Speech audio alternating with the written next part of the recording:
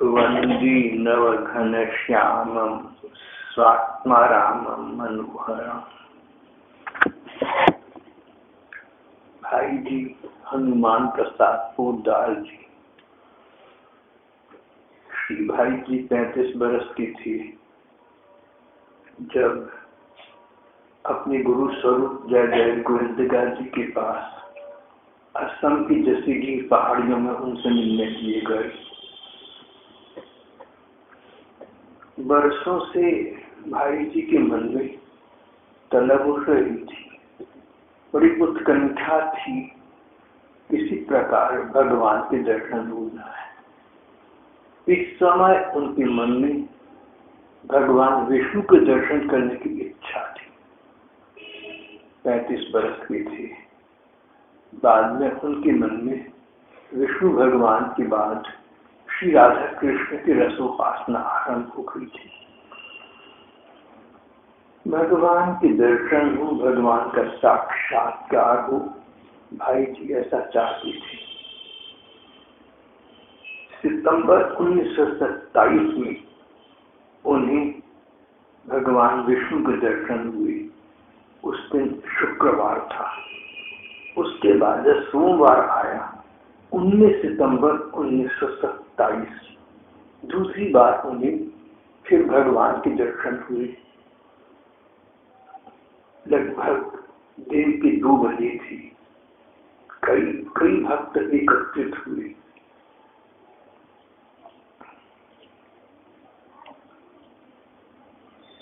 जय दयाल जी गोविंदका जी महाराज ने भाई जी से कहा कि कई भक्तों का कहना है कि उस दिन की तरह आंखें खोले हुए प्रत्यक्ष तुम्हें भगवान के दर्शन हो और जो बात हो तुम सबके सामने कहते जाना। सब लोग तुम्हारी भांति ध्यान लगाने का प्रयत्न करेंगे। आज लगभग वही 15 के करीब लोग उपस्थित थे। भाई जी चुप रहे। सीटी ने कहा कि सब लोग एक साथ मिलकर एक ध्वनि से, एक स्वर से भगवान के आह्वान के लिए, भगवान के आने के लिए व्याकुल होकर मन से प्रार्थना करें। श्री गोविंदका जी ने ये भी कहा कि किसी को किसी प्रकार का शब्द नहीं करना। जो लगभग 15 जने उपस्थित थे, सब भगवान के दर्शन चाहते थे। गोविंदका जी ने कहा इस बात का ध्यान रखना कि किसी ने कोई ध्वनि, किसी ने कोई बात नहीं करनी, कोई ध्वनि प्रकट नहीं करनी, किसी को किसी प्रकार का शब्द नहीं करना चाहिए। यदि कोई बाहर से शब्द आई तो उसकी ओर ध्यान नहीं देना चाहिए। मन को भगवान में लगाना चाहिए। इतना यदि वज्रपात हो जाए, जो लोग भगवान के लिए मन लगा लेंगे, इतनी गहराई के साथ, इतनी प्रगाढ़ता के साथ कि वज्रपात हो जाए, बिजली गिर जाए, कोई प्राकृतिक प्रकोप हो जाए, तुम नहीं उठोगे, तुम तो अपने स्थान पर रहोगे। तो मुझे चित्तल बहन जी के बड़ी लड़के अरुण ने एक बार बताया कि वो लोग तब शायद सूरत या अहमदाबाद थे, तो एक छत पर जाकर ध्यान किया करते थे। उन्हीं दिनों गुजरात में भूकंप आ रही थी। बड़ा भयंकर भूकंप आया था। जब ये लोग ऊपर छत पर लगभग 5 बजे ध्यान करने के लिए बैठे, कई जगह थे, भूकंप के झटके उसी समय आ गए। एक जना नहीं हिला, कोई बोला नहीं। मैं उनके बेटे की इस बात से बड़ा प्रभावित हुआ। कोई हिला नहीं, किसी ने कुछ नहीं कहा। भूकंप के झटके आते हैं, चले जाते हैं, पर ये आशंका होती कहीं अधिक न बढ़ जाए और कच्छ गुजरात में उन दिनों भयंकर भूकंप आकर चुका था, वहां के लोगों को बड़ा आतंक था। लेकिन ये लोग जो ध्यान कर रहे थे अपने ध्यान में लगे रहे, इन्होंने आंखें खोलकर भी नहीं देखा। ऐसे और भी देश में लोग होंगे। भाई जी को संबोधित करके श्री गोविंदका जी ने कहा कि किसी को किसी प्रकार का शब्द नहीं करना, कोई शब्द हो तो उसकी ओर ध्यान नहीं देना, मन को भगवान में लगाना। यदि वज्रपात हो जाए तो उसकी ओर भी ध्यान न जाए। इसके बाद भाई जी भगवान से प्रार्थना करने लगे, भगवान दीनानाथ, मेरे तो कोई प्रेम नहीं है, मेरा तो कोई बल नहीं है, मेरी कोई योग्यता नहीं है, मेरे पास कोई शक्ति नहीं है, पर जिस प्रकार श्री शुक्रवार को आप साक्षात प्रकट हुए थे, उसी आधार पर आज भी आप हम लोगों में आविर्भूत होने की, प्रकट होने की दया करें। हे नाथ, मैं तो कोई प्रार्थना करने की योग्यता नहीं रखता, पर आपने शुक्रवार को दर्शन दिए तो प्रेरणा मिली, साहस मिला। उस साहस से, उससे संबल से आपसे प्रार्थना कर रहा हूँ। प्रार्थना करने में भाई जी बीच बीच में रुक रही थी। कुछ समय तक चुप रहने के बाद उन्होंने कहा, प्रभु आज आप प्रकट क्यों नहीं होते, क्या बात है? थोड़ी देर बाद श्री भाई जी ने श्री गोविंदका जी से कहा, आज चेष्टा करने पर भी, प्रयत्न करने में कोई फल नहीं हो रहा। आंख खोले हुए ध्यान किया करता हूँ, वो भी नहीं हो पा रहा है। आज क्या बात है? आप अब मुझको फिर एक बार आज्ञा करें, जिससे मुझको वैसा दर्शन हो जाए। भाई जी बोले। थोड़ी देर के बाद भाई जी फिर बोले, अब थोड़ा थोड़ा ध्यान लगने लगा है। इस पर श्री जय दयाल जी ने कहा, मुझे तो लगता है कि ध्यान के लिए पहाड़ी ठीक है, पर कदाचित ये राजसी है, और वह जगह जहाँ पहले ध्यान किया था सात्विक थी, वह प्राकृत है। भाई जी ने कहा, अच्छा वहाँ चलना चाहिए। सब लोग तैयार हो गए। श्री गोविंदका जी भी उठ खड़े हुए, आगे आगे चलने लगे। पहाड़ी के रास्ते से एक स्थान को देखकर ये बात कही, ये स्थान भी अच्छा है। गोविंदका जी ने कहा, ये स्थान भी अच्छा है, पर आज तो वहीं चलना चाहिए, पहली वाली स्थान पर। और सब लोग पहाड़ी के उस स्थान पर पहुंच गए जहां पहले भगवान के साक्षात दर्शन हुए थे। वहां पहुंचने पर श्री गोविंदका जी ने भाई जी से कहा, हाथ पांव धो लिया कि नहीं? भाई जी बोले, हाथ पांव धो लिया। मोहनलाल जी एक भक्त जल ले गए थे, उन्होंने हाथ पांव धुलाए थे। श्री गोविंदका जी और भाई जी पहले जिस जगह बैठे थे उसी जगह जाकर बैठ गए।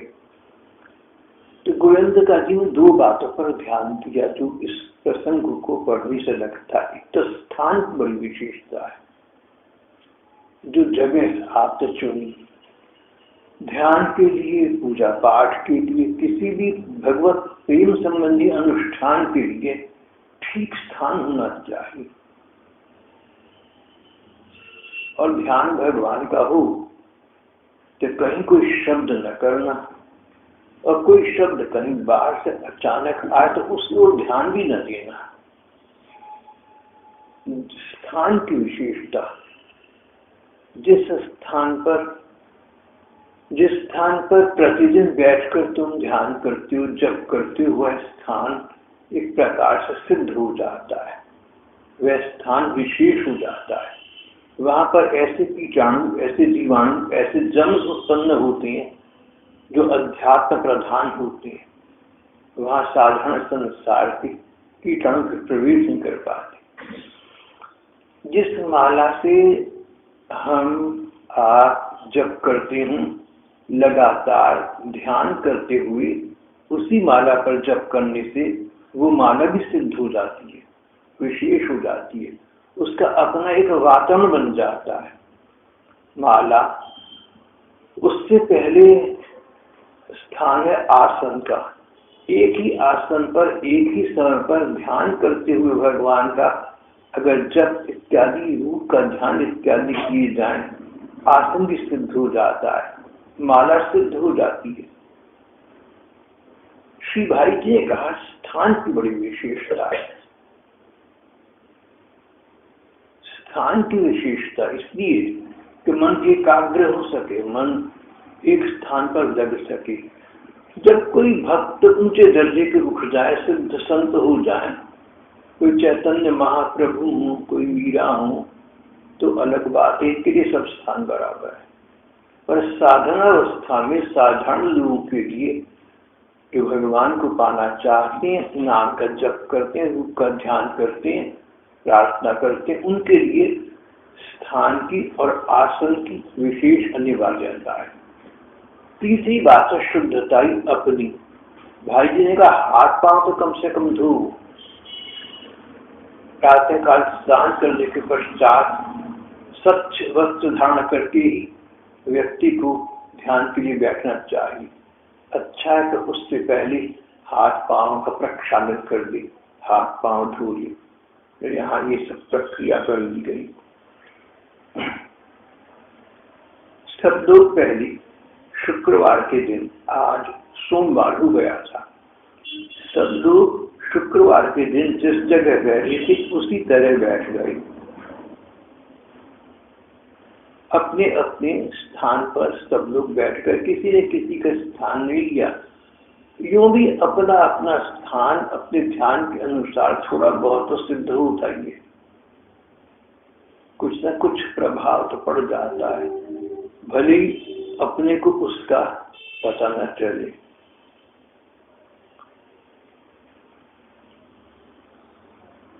उसी जगह सब लोग बैठ गए।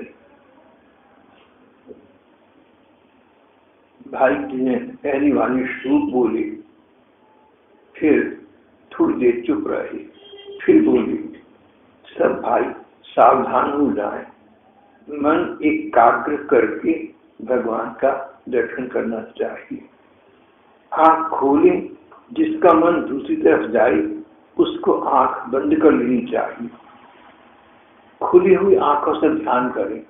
अगर भगवान साक्षात है तो खुली आंखों से भी दिखेंगे, और अगर खुली आंखों से ध्यान किसी कारणवश न हो सके तो आंखें बंद कर देनी चाहिए। गोविंदका जी ने कहा दोनों की बात ठीक है, या तो आंखें बंद कर ली जाए या खुली आंखें नाक के अगले हिस्से पर, नासिका के अग्रभाग पर दृष्टि स्थिर कर ली जाए। नाक के आगे निकले हुए इसको तंतु भाग को देखना चाहिए, जो चोट निकली है नाक की, उस दोनों आंखें टिका लिए, भाग्य की दृष्टि इधर उधर भागेगी नहीं।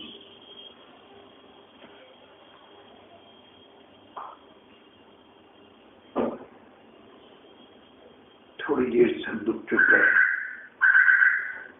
सब ध्यान मग्न हो गए। 15 जने आंखें नीचे या खुली आंखों से बैठे हुए थे, प्रतीक्षा कर रहे थे भगवान के प्रकट होने की। श्री भाई जी ने कहा उसी दिन की तरह आज उसी स्थान पर भगवान प्रकट हो गए। भगवान विष्णु साक्षात प्रकट हो गए। आज आनंद अधिक है। वही कमल का विशाल आसन है। कमल का रंग नीचे सफेद, बीच में लाल और ऊपर नीला है। उस पर उसी प्रकार से भगवान दाई पांव को नीचे की तरफ करके विराजमान है। अब भाई जी ने कहा अब मेरी वृत्तियां रुक रही हैं, अब मेरी फैकल्टीज फेरी कर रही हैं, अब मेरी वृत्तियां आंतरिक होती जा रही है, शायद मैं बोल ना पाऊं। वृत्तियां रुक रही हैं। जितना भगवान के रूप का वर्णन कर सकता हूँ उतना करता हूँ। आप लोगों को उसी प्रकार भगवान के रूप का ध्यान करना है। भगवान के चरणों के नख की ज्योति में, भगवान के चरणों के पांव के नाखून में, भगवान के चरण के नख की ज्योति में कितना प्रकाश हो रहा है। भगवान के चरणों में, भगवान के श्री विग्रह पर अनेक आभूषण हैं, गहने हैं, उनके नाम मैं नहीं जानता। और धीरे धीरे भाई जी का बोलना रुक गया। सेठ जी बोले, तुमने बोलना बंद क्यों कर दिया? भगवान के रूप का आगे वर्णन करो ना। सेठ जी ने दोबारा कहा, भाई जी नहीं बोले। और देखते देखते भाई जी संज्ञा शून्य होकर निपतित होकर बेहोश होकर गिर पड़े। एक भक्त की गोद में भाई जी का सिर गिर गया था। पास बैठे एक भक्त की गोद में भाई जी का सिर उड़क गया था। श्री गोविंदका जी ने कहा, इसे बैठाओ। गोविंदका जी बहुत गंभीर व्यक्ति थे, बहुत गंभीर व्यक्ति थे, उच्च कोटि के महापुरुष थे, जिनके अंदर ये शक्ति थी कि भगवान से कहकर किसी को भगवान के दर्शन करा दें। असाधारण महापुरुष तो थे, लेकिन गंभीरता थी, छुल छुल नहीं था, चंचलता नहीं थी। और कोई कहे तो मुझे भगवान के दर्शन हो गए तो गोविंदका जी एकदम हानि करते थे। एक बड़े संत थे, नर्मदा नदी के तट पर झोंपड़ी बनाकर रहते थे। एक दिन भगवान बालकृष्ण का उन्होंने ध्यान किया, सो गए। सुबह को उठे तो झोंपड़ी में भगवान बालकृष्ण के चरण नजर आए। उन्होंने कईयों को बुलाया, सबने देखे। गोविंदका जी को पता लगा, बोले नहीं, भगवान के चरण नहीं तुम्हारा विचार है, चरण भगवान के नहीं है, ये भगवान के चरण होने का क्षेत्र नहीं बनता। इस बात पर दोनों के बीच में कुछ मतभेद भी हो गया था। भाई श्री गोविंदका जी बहुत गंभीर व्यक्ति थे, चमत्कारों को नहीं मानते थे। पांव पुजवाना, नमस्ते राम राम या दिखावट की बातें, सजावना किसी को समझ नहीं। भाई जी तो एक प्रकार से उनके शिष्य थे। अगर भाई जी को दर्शन होते हैं तो इसका श्रेय तो श्री गोविंदका जी को जाता है। लेकिन श्री गोविंदका जी ने कहा, बोलना बंद क्यों कर दिया? जब भाई जी संज्ञा शून्य होकर गिर पड़े तो बोले, इसे बिठाओ। ये संज्ञा शून्य की क्या बात है? चेतन रहो, भगवान दिख रहे हैं तो चेतन होकर दिखते, भगवान के बेहोश होने की क्या बात है? 14-15 जन हम साथ लाएंगे, सबको रूप का दर्शन कराना है, सबको ध्यान करने की विधि बतानी है। जितने हमारे रसिक संत हुए, किसी ने भी अपने को प्रकाशित करने का, अपने को प्रकट करने का विचार कभी नहीं किया। सबने अपने को छिपा के रखा। बड़े बड़े संत हुए, भगवत प्राप्त संत हुए, छिपाकर अपने को रखा। किसी ने ये वायु, किसी ने हवा न लगने दी कि भगवान के हमें दर्शन होते हैं या उनकी झलक प्राप्त होती है। वृंदावन में एक संत थे, उनके प्रति लोगों का, हम लोगों का, सबका बड़ा सम्मान का भाव। तो वो झूमते रहते थे, तो वो लोग कहते थे भगवान की लीलाएं दिखती रहती हैं तो झूमते रहती हैं। हो भी सकता है, मुझे नहीं पता, हमें किसी का क्या पता।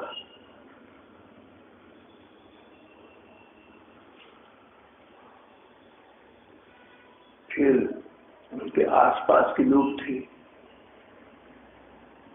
कहने के हमारे महात्मा, हमारे महाराज जी अपने विषय में किसी को इशारा भी नहीं देते, इंगित भी नहीं देते कि मैं भगवान के हर समय दर्शन करता हूँ।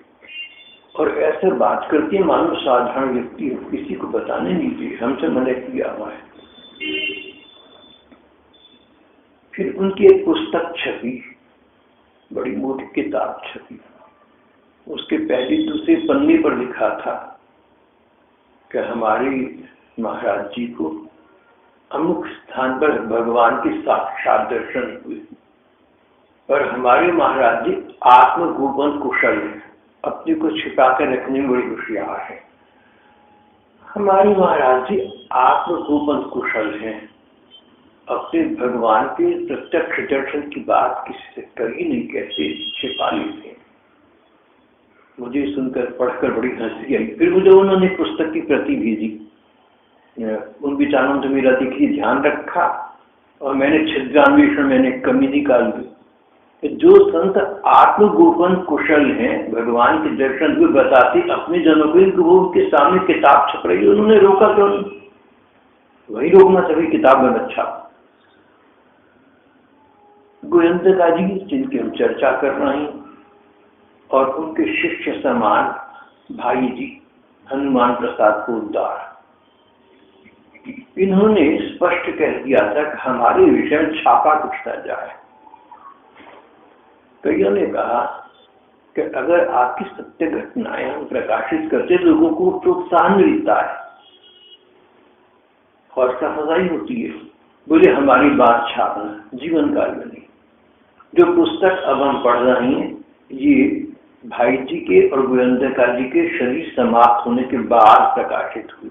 प्रकाशक तो गीता प्रेस, उनका छापाखाना नहीं है, कोई और लोग हैं।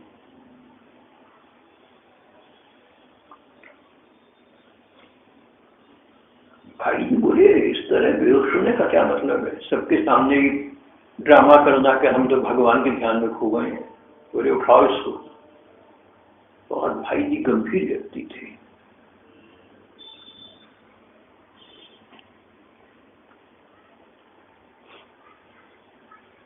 एक भक्त ने उठाने की चेष्टा की, बोले मेरी उठाने के सामर्थ्य नहीं है।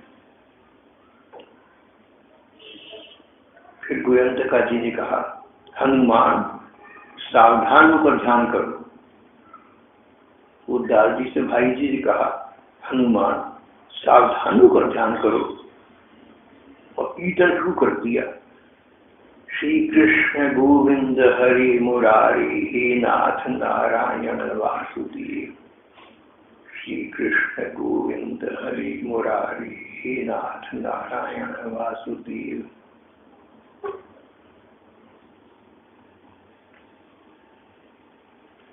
कीर्तन बहुत सुंदर है। इस पर भगवान के गुण परख नाम दिए गए हैं। श्री कृष्ण, श्री का मतलब शोभा। कई लोग श्री का मतलब निकालते हैं राधा जी। श्री कृष्ण, कृष्ण जो अपनी ओर खुद खींच ले आदमी दूसरे को, जिसमें कुछ मैग्नेटिक पावर है, आकर्षण शक्ति है, अपनी ओर आकर्षित कर ले कृष्ण। श्री कृष्ण गोविंद, गोविंद गायों की रक्षा करने वाली, गवान विंदति इति गोविंद। हरि मुरारी, पापों का हरण करने वाली। भक्त लोग अगर कोई बुराई करते हैं, अपराध अनजाने में करते हैं, तो भगवान उनके पापों का हरण कर देते हैं। जब पूर्व काल में पुराने ग्रंथों में आता है ना, पुराणों में आता है कथा, एक बेचारा हाथी गजराज जल में पानी पीने के लिए पांव रखा तो वहां पर एक ग्राह रहता था, मगरमच्छ बहुत बड़ा था। ये गजराज तो समझता था कि मैं सबसे बलवान हूं, मेरे से ऊपर कोई नहीं। पर हर बलवान को अपने से बड़ा बलवान मिल जाता है, हर धनवान को अपने से बड़ा धनवान मिल जाता है, हर यशस्वी व्यक्ति को अपने से बड़ा यशस्वी मिल जाता है। संसार में कोई सीमा नहीं है, कोई अंत नहीं।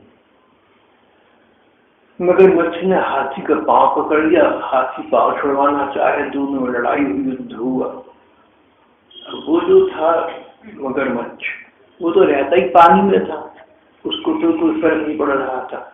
लेकिन हाथी को पानी में रहने की आदत नहीं थी, बड़ी देर बीत गई, हाथी का शरीर मानो गलने लगा। अब उसको भगवान याद आई, पिछले जन्म के संस्कार थे राजा के, पहले भगवान का स्मरण किया करता था, किसी प्रकार अब गजराज की योनि में चला गया था, भगवान को पुकारा, कृष्ण को पुकारी।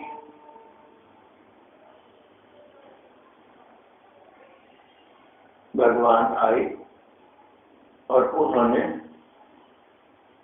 इसके कष्ट का, इसके उस पाप का हरण कर दिया जिससे ये गजराज के हाथी बना था, पशु योनि में चला गया था। जब भगवान उतरे आकाश से नीचे तो उन्होंने इसके पाप का हरण कर दिया, इसके उस अपराध का हरण कर दिया जिससे ये गजराज बना था। इसको भगवान का श्री हरि अवतार कहा गया है। हरि जो हरण कर दे दुखों का, पापों का। श्री कृष्ण गोविंद हरि मुरारी, हे नाथ नारायण वासुदेव, हे नाथ, हे मेरे स्वामी, हे मेरे मालिक, मेरे मौला नारायण। भगवान जब प्रलय हो जाती है तो समुद्र में बस चारों तरफ पानी पानी होता है, महाप्रलय हो जाती है। इसका वर्णन कभी ग्रंथ में बाद में आएगा तो करेंगे। प्रलय होती है छोटी प्रकार की और महाप्रलय बड़ी होती है। जब महाप्रलय हो जाती है बस पानी पानी और कुछ नहीं रहता, कोई सृष्टि नहीं, कोई देवता नहीं, कुछ भी नहीं होता, बस पानी। तो उसमें भगवान विष्णु शेषनाग की शैया पर शयन करते, ये चित्र आपने देखा होगा।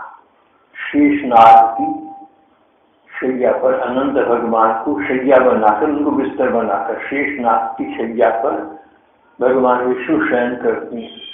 तो नाग में पानी में अयन करने के लिए, रहने के लिए उन भगवान का नाम नारायण पड़ गया। हमारे पुराण में दो नारायण हैं, असली नारायण तो ये भगवान है जिनकी अभी बात हुई है, और दूसरे नारायण है एक ऋषि, दो ऋषि हैं, नर और नारायण, बद्रिक आश्रम में सतत तपस्या करके रहते हैं। ये कहा गया है कि जो नारायण ऋषि हैं वो भी भगवान नारायण का ही अंश है। एक प्रकार से वो भगवान नारायण ही है, इसीलिए उनका नाम नारायण पड़ा। और नर उनके साथ वो व्यक्ति जो भक्ति भाव में लगा रहे। बहुत से विद्वानों का ये कहना है कि भगवान कृष्ण और अर्जुन नारायण और नर के अवतार थे, ऐसा बहुत से लोगों की मान्यता है। यहाँ पर श्री कृष्ण गोविंद हरि मुरारी, नाथ नारायण वासुदेव। वासुदेव शब्द का यहाँ अर्थ है भगवान कृष्ण। भगवान कृष्ण वसुदेव जी के बेटे थे तो वासुदेव कहलाए। जैसे नंद जी के बेटे नंदनंदन, यशोदा के बेटे यशोदानंदन, तो भगवान वासुदेव कहलाए। वैसे वासुदेव शब्द के दर्जनों अर्थ हैं। अगर हिंदी का शब्दकोश पढ़ेंगे बहुत अर्थ निकल आएंगे। वासुदेव का एक शब्द है इंद्रियों पर विजय प्राप्त करने वाला। बहुत से लोग अपने बच्चे का नाम आदि वासु रख देते हैं। वो किस दृष्टि से रखते हैं मुझे पता नहीं, मगर पुराणों में इसके अनेक अर्थ भी दिए गए हैं। श्री कृष्ण गोविंद हरि मुरारी, हे नाथ नारायण वासुदेव। एक भक्त ने भाई जी को सहारा किया, उनको बिठाया। श्री गोविंदका जी बोले, हनुमान बोलते क्यों नहीं? श्री भाई जी ने कहा, बोलने की कोशिश करता हूं तो बोला नहीं जा रहा। गोविंदका जी ने कहा, अगर तुम भगवान के जो दर्शन किए उनके रूप का मन बताती नहीं तो साथ आने वालों को क्या लाभ होगा? इतने व्यक्तियों को संगम क्यों लाई? नहीं बोलना था तो अकेली क्यों नहीं आई? इतना कहने के बाद भाई जी बोलने लगे कहने लगे मैंने बहुत चेष्टा की थी पर मेरे से बोला न गया। फिर भाई जी भगवान के रूप का वर्णन करने लगे। रूप का वर्णन करने के बाद सेठ जी ने पूछा, अच्छा हनुमान तुम पढ़ी थी तब क्या व्यवस्था हुई? भाई जी बोले मैं क्या बताऊं, आपको क्या मालूम नहीं, आप तो सुन रहे थे, आपकी कृपा से दर्शन हुए हैं, आप तो अंतर हृदय में सब सुन रहे थे, आप मुझसे क्या पूछ रहे हैं? आप सुन नहीं रहे थे, अब सुनिए अब क्या कह रहे हैं। इतना कहकर भाई जी फिर संख्या शून्य फिर बेहोश होकर गिर पड़े। तो इसका अर्थ ये कि सेठ जी भी वो दृश्य स्वयं दिख रहे थे, मगर उन्होंने अपने को संतुलित रखा हुआ था, लोगों के सामने प्रकाशित नहीं किया। ऐसे बैठे रहे साधारण जैसे हम लोग बैठे होते हैं, अपने उनके हृदय में भगवान का दर्शन चल रहा था। बड़े बड़े महापुरुष, बड़े बड़े संत भक्त हुए।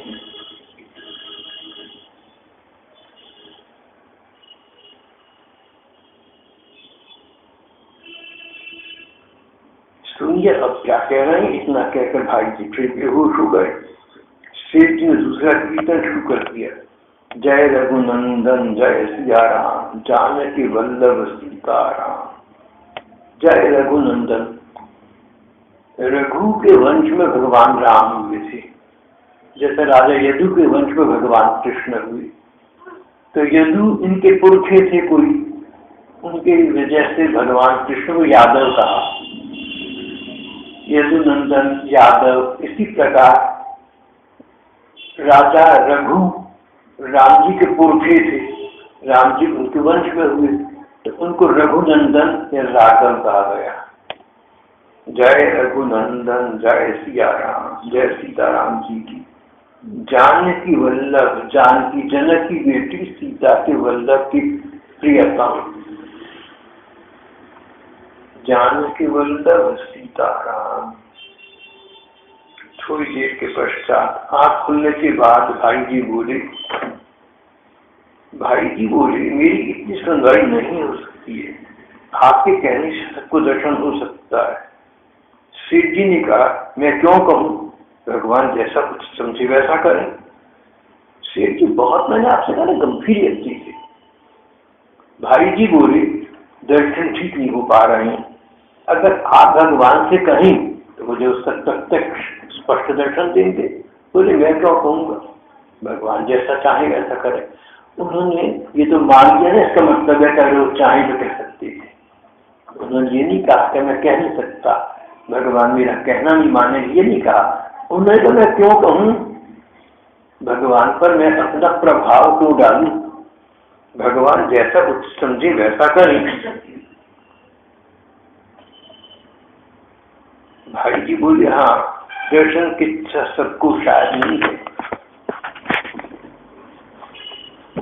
सेठ जी श्री गोविंदका जी बोले जिन जिन की इच्छा हो उनको दर्शन होना चाहिए। श्री भाई जी ने कहा आप कहीं तो उनको दर्शन अभी हो सकता है।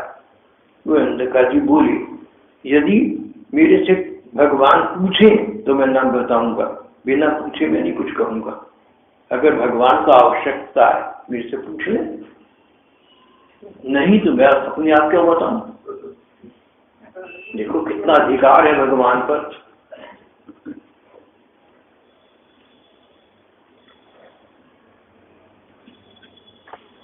भाई जी बोले कि जैसा आप कहें वैसा करने के लिए भगवान राजी हैं।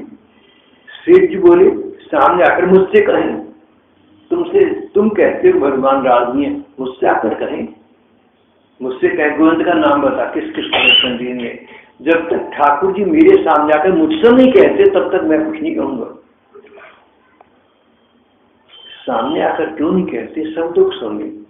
यदि सामने आकर प्रकट नहीं होते तो जैसे पहले आकाशवाणी होनी थी उसी प्रकार का ये सभी लोग सुन सकते हैं।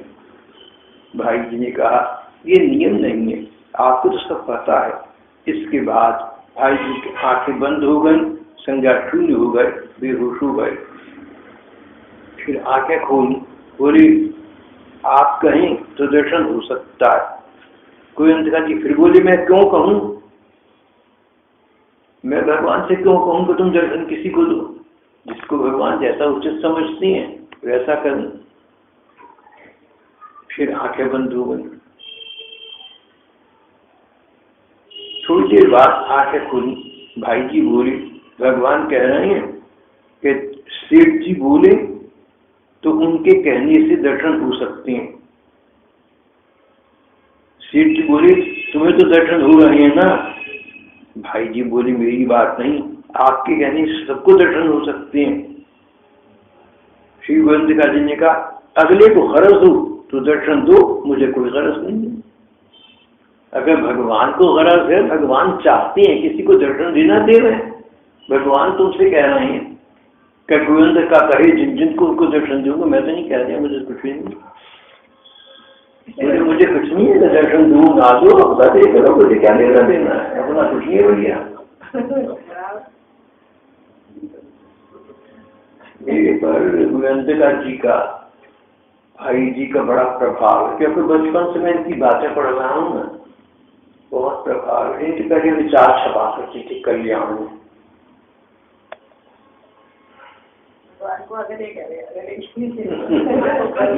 वो गोली उनकी घर की है, मारवाड़ी को। हम तो अगले की झांसी में राजी। श्री भाई जी आंखें बंद हो गई। श्री गोविंद जी बोले, हम तो अपना काम छोड़कर आए हैं, इस पर भी खुशामद भगवान चाहती है कि हम उनसे प्रार्थना करें कि आप दर्शन दो। हम अपना काम छोड़कर आए हैं और भगवान चाहते हैं उनसे प्रार्थना करें, हाथ पांव जोड़े, विनती करें, अनुनय विनय करें। पता नहीं उनको काम छोड़ के आए हैं, खुशामद करवानी चाहते हैं। बस हम तो इतना कर सकते हैं तो उनके नाम का कीर्तन करें, और कोई भाव में आ जाए तो नृत्य भी कर सकता है। भाई जी बोले, गोविंद जी आप केवल कह दें। बोले, मैं तो नहीं कहता। इसके बाद बहुत गंभीरता के साथ भाई जी सबसे कहने लगे कि इनके कहे अनुसार चलने से दर्शन हो सकते हैं। श्री गोविंद जी का मतलब ये है कि मैं भगवान से ये क्यों कहूँ कि इसको दर्शन दो। भगवान को दर्शन, भगवान के दर्शन पाने की योग्यता होनी चाहिए, काबिलियत। जो मैं रास्ता बताता हूँ उस पर चलो, अगर तुम्हारी में काबिलियत है भगवान दर्शन देने पर व्यवस्था। सेठ जी बहुत मंजे, गोविंद जी बहुत मंजे हुए व्यक्ति थे, लोगों ने सेठ जी कहते थे, बहुत मंजे हुए व्यक्ति थे। बोले, मैं तुम बात बता रहा हूँ भगवान को पाने का, तुम उस पर चलो, भगवान उचित समझेंगे, दर्शन देंगे। मैं कहूँ सीधा सीधा स्पून फीडिंग, भगवान इसको दर्शन दे दो। बोले, मुझे कोई लोड़ नहीं है,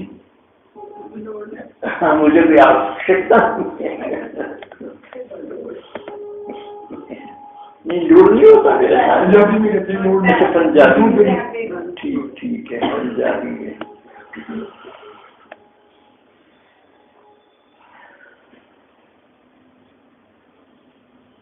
भाई जी ने कहा, श्री गोविंद जी कहे अनुसार चलने से दर्शन हो सकते हैं। थोड़ी देर बाद भाई जी बोली, भगवान मुझसे कह रहे हैं कि इनकी गोविंद जी की आज्ञा पालन में ही मेरी आज्ञा का पालन है, इनकी प्रसन्नता में मेरी प्रसन्नता है, इनकी इच्छा में मेरी इच्छा है, और सच हो तो इनके रूप में मेरा रूप है। और भाई जी बोले, अरे भगवान अंतर्धान हो गए।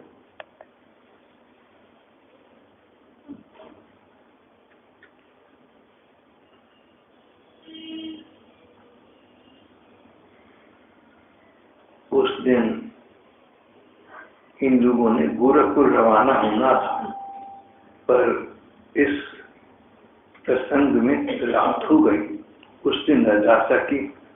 अगले सब लोग अपने अपने स्थान को चले गए। श्री कृष्ण गोविंद